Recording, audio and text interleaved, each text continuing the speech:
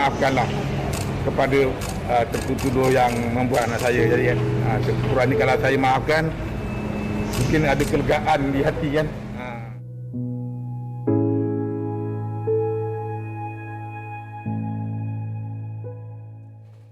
Bersama dengan kami Encik Zulkarnain Idrus selaku bapa kepada Allahyarham Zulfarhan Osman dan juga Puan Hawa Osman, ibu kepada Allahyarham. Assalamualaikum kedua-duanya. Waalaikumsalam. Kami dari pihak MHI ingin mengucapkan terima kasih kepada Tuan Zulkarnain dan Puan Hawa.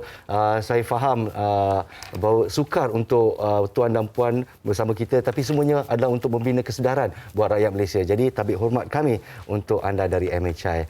Jadi kita nak mulakan dengan keadaan Tuan dan Puan sekarang ni. Saya difahamkan Tuan Zulkarnain ada sedikit masalah kesihatan. Jadi macam mana keadaannya sekarang ya? Alhamdulillah. Alhamdulillah sekarang baik. Tapi belum di bulan depan saya akan perawatan ke Hospital Sultan Aminah lah untuk rawatan jantung. Alhamdulillah.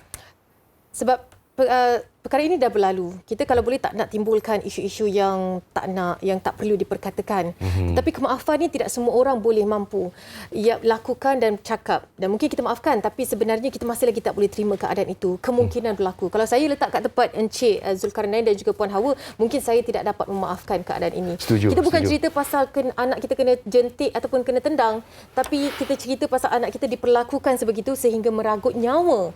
Jadi bagaimana Puan Hawa? Puan Hawa sendiri dapat memaafkan ataupun keadaannya bagaimana sebenarnya? Apa yang dirasakan selepas hukuman dijatuhkan kepada pesalah?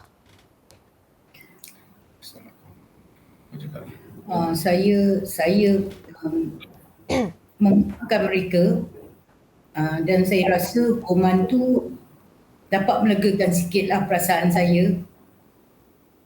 Tapi saya harap ada kesinambungan untuk pesalah-pesalah tu dijatuhkan hukuman yang lebih berat lagi lah.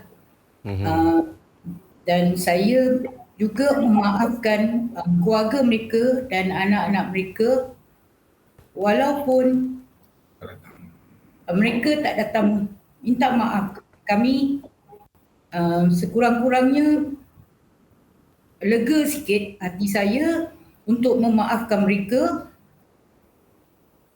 dan memberi kesedaran kepada pembuli-pembuli itu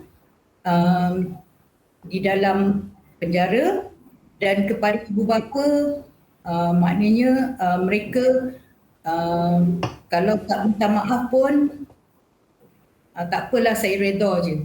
Seorang pun tak ada dalam kalangan keluarga mereka yang meminta maaf, Puan? Dalam 18 pelajar yang terlibat.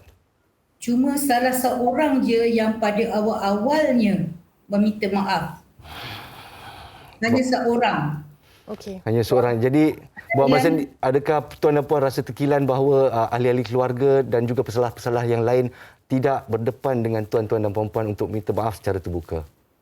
Terkilan jugalah sebab seolah-olah anak saya yang membuli anak mereka. Okey, Encik Zul, bila cerita ini dah mendapat perhatian seluruh rakyat Malaysia, pastinya banyak sama ada mereka yang memberikan kekuatan, memberikan semangat, tetapi ada juga cerita-cerita yang melibatkan orang ni nak buat live, nak menyatakan tentang kesalahan dan sebagainya. Bagaimana Encik Zul dan juga keluarga menepis segala dakwaan ini dan fokus kepada memastikan arwahnya tenang di sana? Mungkin itu yang diharapkan. Assalamualaikum. Banyak juga daripada netizen kita di seluruh Malaysia mengulas tentang isu ini, dan banyak juga macam pihak-pihak radio televisyen. Jadi saya sebagai bapa ni, saya tidak ada mengeluarkan suara, sediam saja dulu tengok keadaan macam mana kan, sampailah kita pergi pada pihak-pihak yang lebih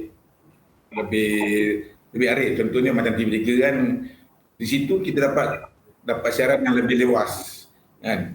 Kalau kita tengok pada komen-komen daripada netizen di Facebook, jadi itu kurang saja. Jadi saya dulu, saya tak dalam suara. Ya.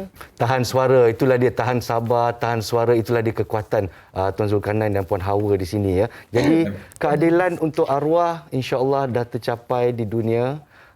Hukuman telah pun disabit. Apakah langkah seterusnya untuk tuan dan puan meneruskan kehidupan? Saya walaupun telah kehilangan anak dan pasal-pasal telah dijatuhkan hukuman, kehidupan tetap diteruskan. Saya akan menempuhi perjalanan hidup kita ni macam biasa dengan, kalau boleh macam tadi cakap, saya maafkan kedua belah pihak belah sana supaya kita ni lebih tenang. Tidak, kalau kita tidak maafkan, mungkin kita pun lebih gelisah memikirkan apa akan jadi kan. Jadi saya maafkan semua sekali.